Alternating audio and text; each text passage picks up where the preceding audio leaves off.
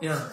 Ibig kung kung anong ta, kung maugyod na, ang, like, what Malacanang is saying, istorya na unta ang ICC, ni comment na unta. Diba? Sa, base sa katong giingon ni former president. Kani, ni react man sila. So, dapat, supposedly, ni-react po doon si ICC kung aligned din sila. Tama po. Lastly, Mayor, kasi isbitanan lang sa appearance si PRRD dito. Apparently, invite pa daw nila sa next hearing si PRRD. Hindi ko sure kung commit na ba siya dito. But ikaw, Mayor, tanaw ni mo, dapat pa ba siya mapakita dito? Wala lagi pulos. Kanang kwad ko may pulos. Siguro kung makita na ko ganun mga congressman nga dagko kayo mga boto, kanang actually nagid sila pero dili lagi congressman enough eh. I think Senate yun daw. Medyo Senate yun dyan.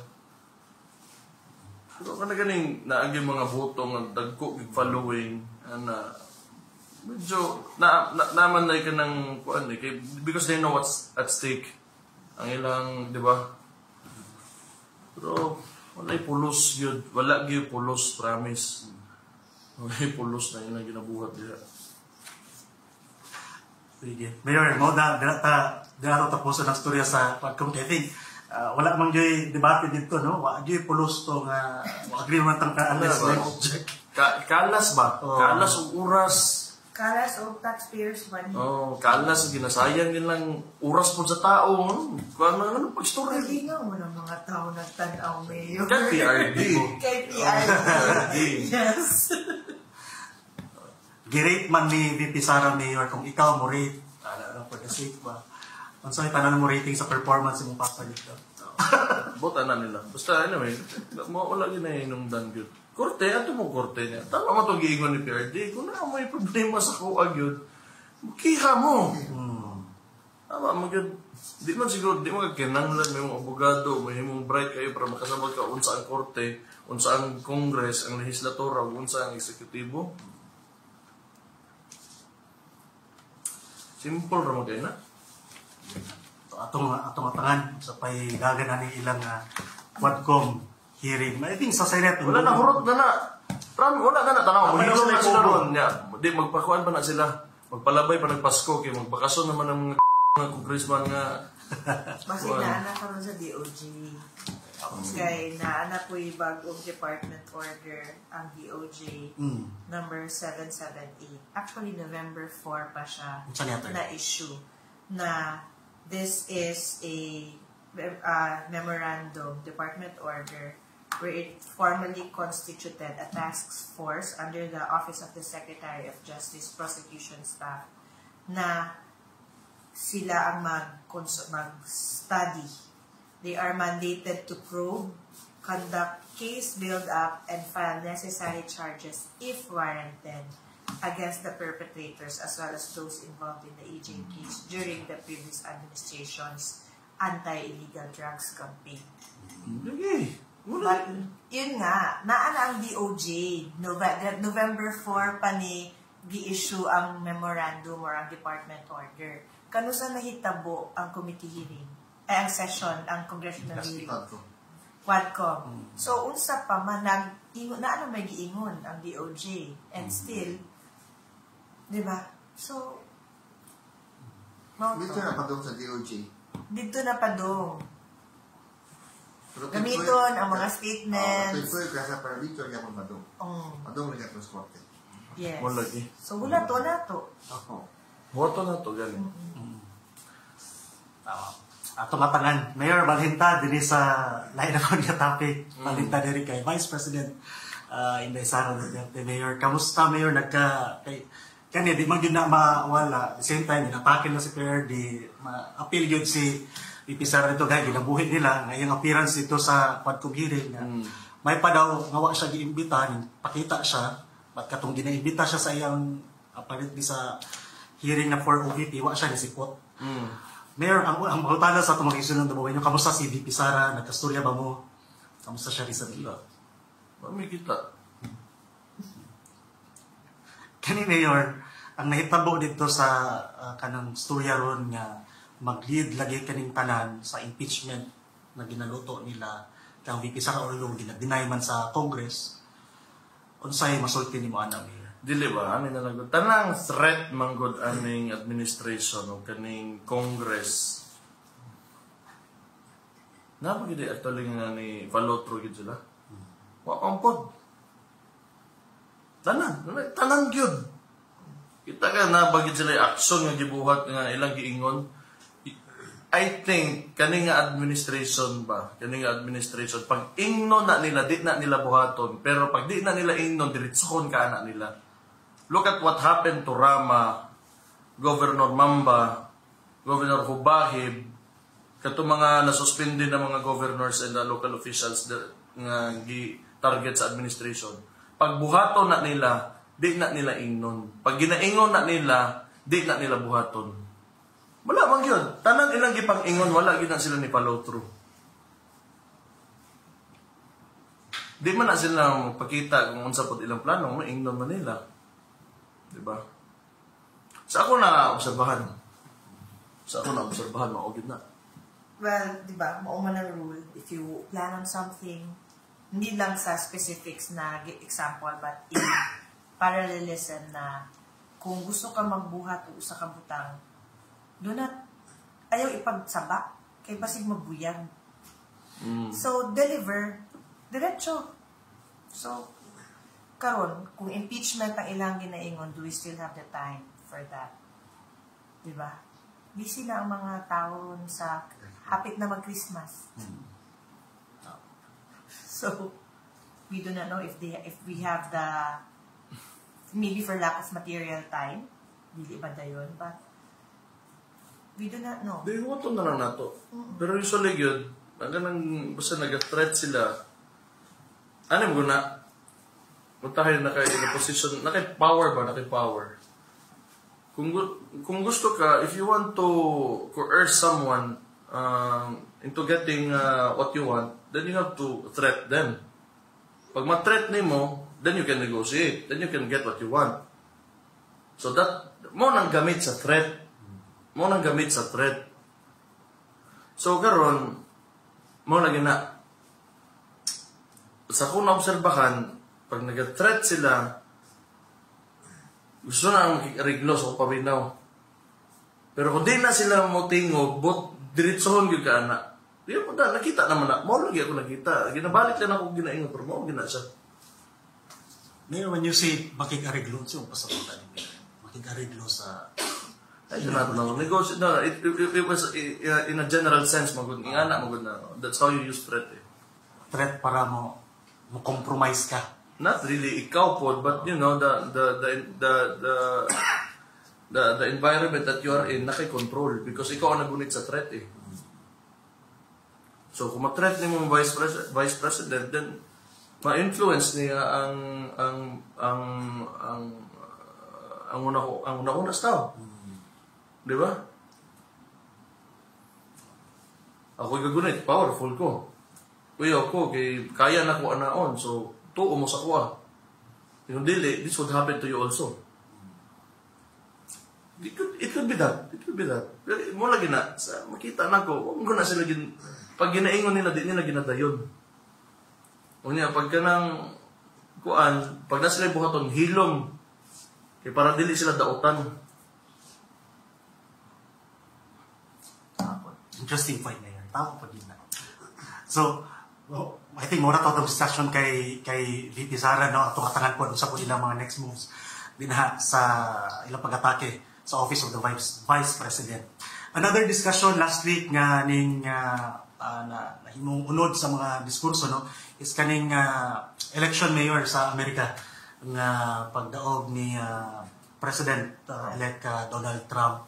So ang diri karon sa ato mayor sabong ang komento o mga opinion kay unsa ba daw gyud ang mahimong epekto ani ang mga naisulti nga mahimo ni pabor sa kay PRRD sa iyong politika na paisulti nga ang pikas pod nga dili magpadayon ang relasyon ni sa BBM admin kay Trump. Meron unhon lang nako si attorney attorney sa panahon nimo sa politika pila ka US elections ang imong nakita na pod. Usually ba lagi direct direct Relationship? impact. Impact may relationship. Kasi depende man mula sa policy sa manilingkod ng president. Di ba?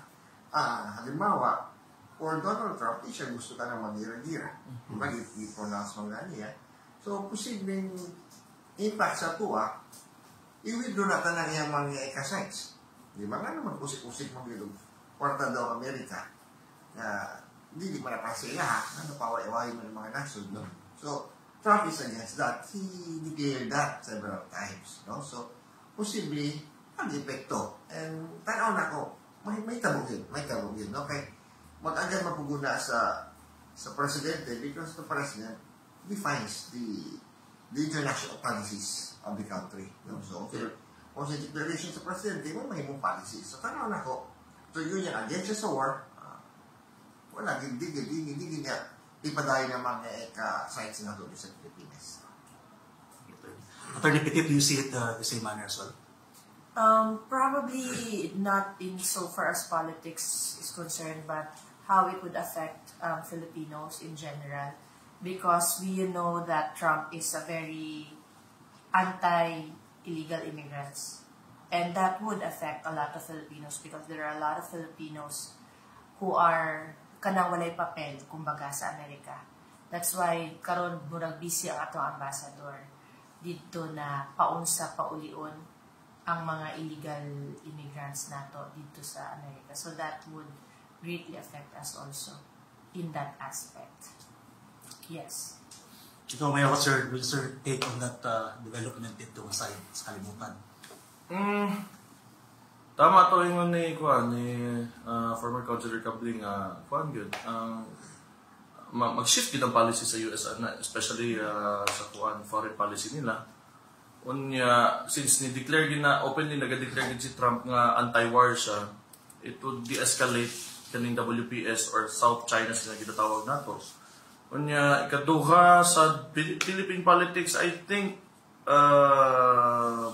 I do not know kung kuan ba siya. Pero si BBM was seen with Biden. Feeling lang po na ako, because the BBM administration is operating under the structure of the Liberal Party, which operates very much like the Democrats in the United States.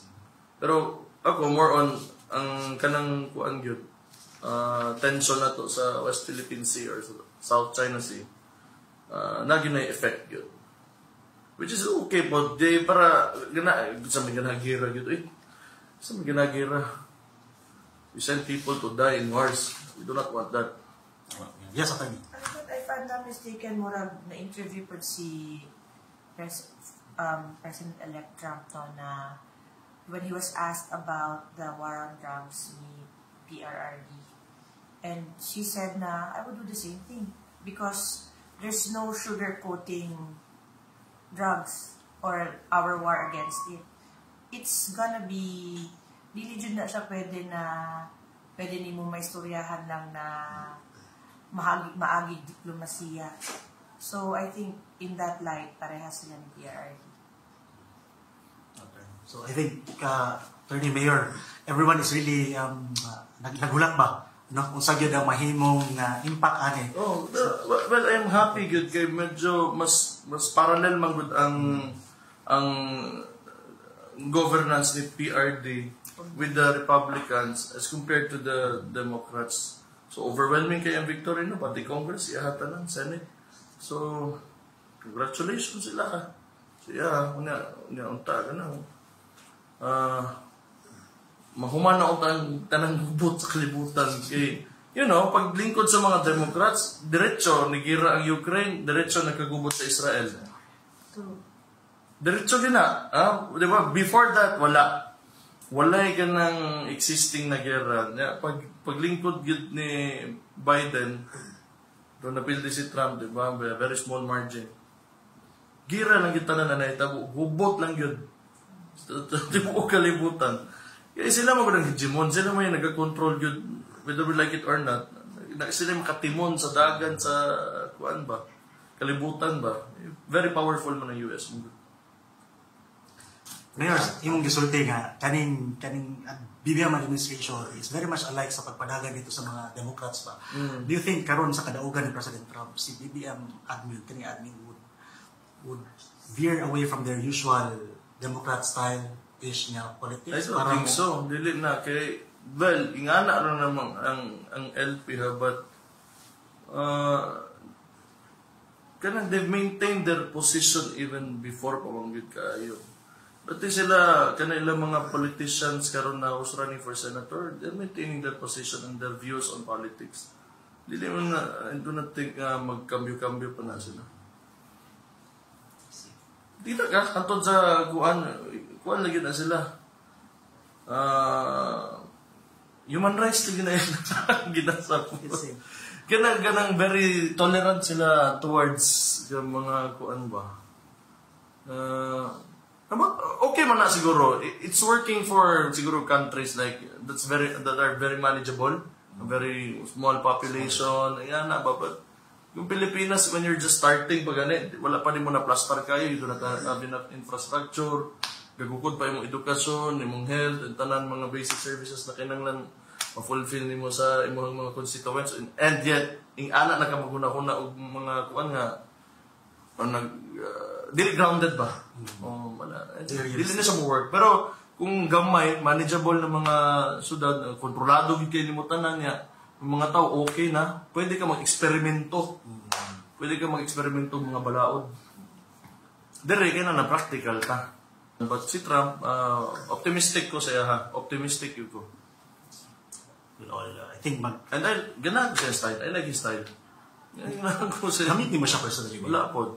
Pero, follower ko siya sa kanang Instagram niya. Yung mga social media.